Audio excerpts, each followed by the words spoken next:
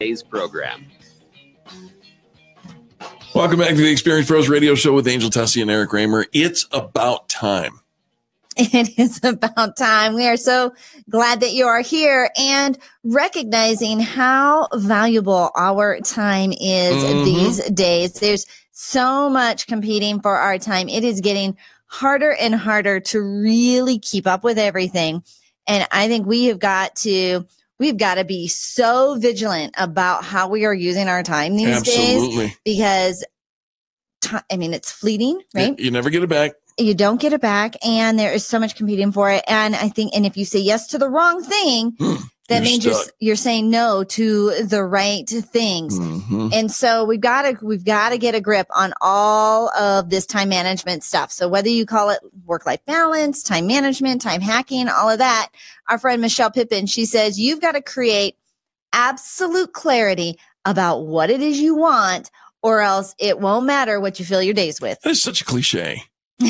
Yeah, absolute clarity. But she's right. And here's the reason she includes that. And she even mentions, she hates that it's a bit of a cliche. But the fact of the matter is, it's so true. It's critically important that we get clear about what it is we want. Right? Because a lot of times what we're doing isn't necessarily getting us any closer to what we want. Yeah. And that's a hard one for us to realize, because there's a lot of busy that's happening, and we're active and we're busy and we're doing stuff, but it doesn't necessarily mean it's getting us any closer to what we want. Here's an example. Somebody comes in and says, I need to get more clients or patients or members, whatever it might be, right? I need more customers. And really? Do you want more clients? Do you want more appointments? Do you want more time in the office? Or do you really just want more profit? Don't I need more patients to get more profit? Nope. She says not always, right? So I think a lot of times, less patients, less clients is really what we're after, so that we can create that actual lifestyle. So she said, in order to be most productive, you've got to get really clear on what you want, not what you think you need to endure in order to get what you really want. There's another common mistake. We just we pave the roads because we're not where we want to be. So we pave the road to mediocrity. This is what I'll take until I get to where I want to be. No, that's backwards. Know what you really want and then go for it.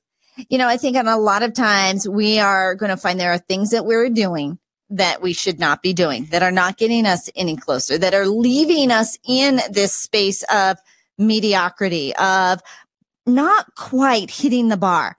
And this is where we've got to get a real assessment on what do we really value? What do we really want out of life?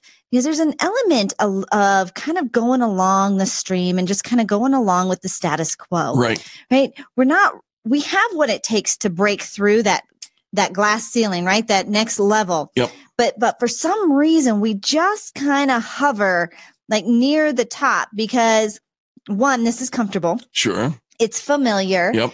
And we get along with all the people. We know the people here in this pond.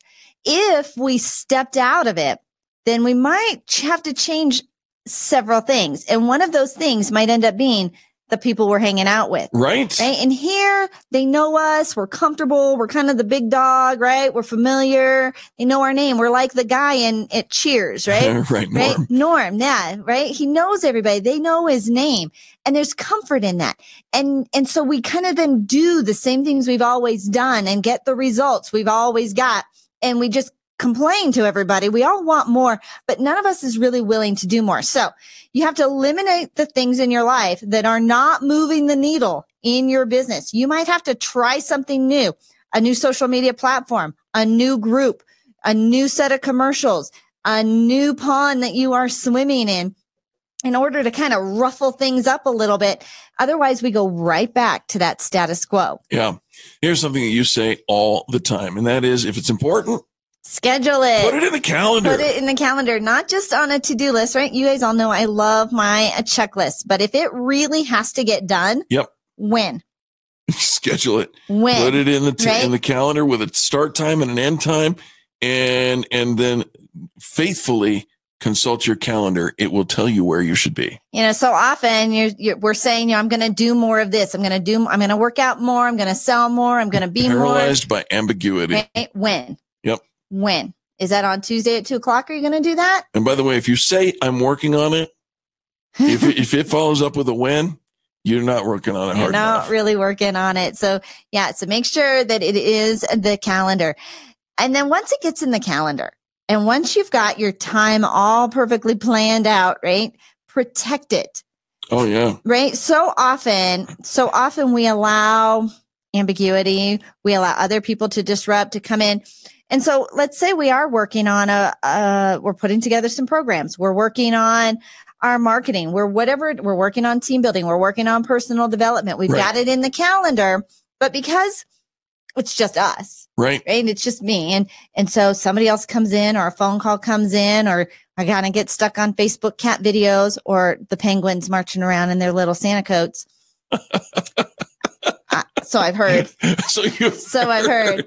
Right? If we don't protect it, if we don't guard our time, and we leave it willy-nilly, then how could we ever expect somebody else to value our time? So protect your schedule, just as think of it as your work environment, right? Eliminate distractions. Figure out how to turn off all the notifications on your phone, or put your phone away if you don't know how to do that, right? If you're tempted to constantly check it, we're almost what is it, that ghost pinging? Like it doesn't even have to go off. See, there goes Eric checking it right now. He's just right. Sometimes we just have to look at it. It's been 30 seconds and it hasn't gone off. Is something wrong with it? Oh no. Right. Turn it all off. Put on the no soliciting sign on your door.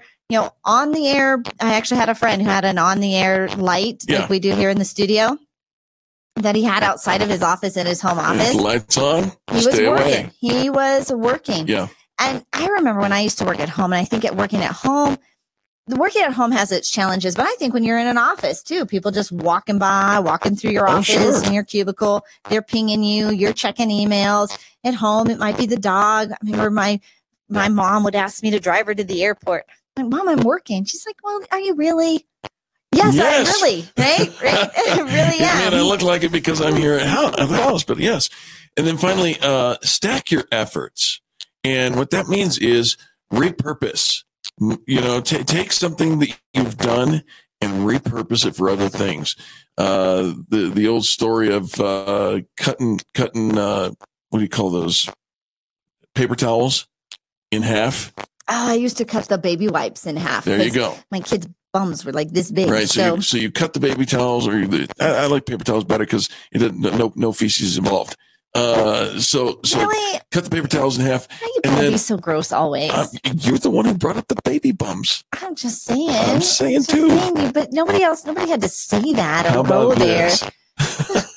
Right? Did you ever rinse out plastic bags, or put the plastic forks in the dishwasher? Or the plastic cup? That cracks me up when people buy disposable stuff and then rinse it out. How about this? I just don't know if it's meant to be, if it ever really gets that clean again. Take recorded calls and turn them into written products, right? Oh, yes. See where I'm going with this? Sorry. I got stuck on the plastic cups. Bums. I just think you got stuck on bums. But repurpose everything that you do. Do you have an email? Do you answer the same questions? Create a template so that you can just copy and paste. You get emails from non-clients that are coming in and asking you questions. Instead of just replying to the email, write a blog about it, and now you're speaking to your entire tribe. Yeah, but you're still going to have to answer those emails. You got to have a template to reply to them. Put the link in. Say, here's the blog. Here, read this. Right. If it's I have to get my head around the customer service part of question, I know, but you don't want to forsake the customer service. Thank you so much for the question. I wrote a blog about it. Here it is. Okay, you're welcome. I'll get there. I'll get there. Time hacks. Repurposing is a good thing, and we're doing a lot of that. Is a good thing. Yep. Yes, right? Because you have intellectual property. There are things that you've done. You can turn those radio interviews into blog posts, turn all those blog posts into chapters in your next book, into presentations that you are putting together, into a whole video series that you could actually put together into a course, and then sell that course online. And it's all mailbox money. Right. And so think about all the things that you are doing. Is it really what you want to be doing? Is it really moving the needle closer to your goals? And even if it isn't your goals, just your most fulfilling life. Does it bring you joy? Is it moving the needle closer to where you want to go? Or is it just busy for the sake of busy? And are you swimming in the pond with all the other people who were just complaining and now it's time to elevate? Think about it. When we return, we're going to talk a little bit of search engine optimization. You are listening to Angel Tussey and Eric Kramer. This is home for positive business talk, the Experience Pros Radio Network. You're listening to the Experience Pros Radio Show, America's home for positive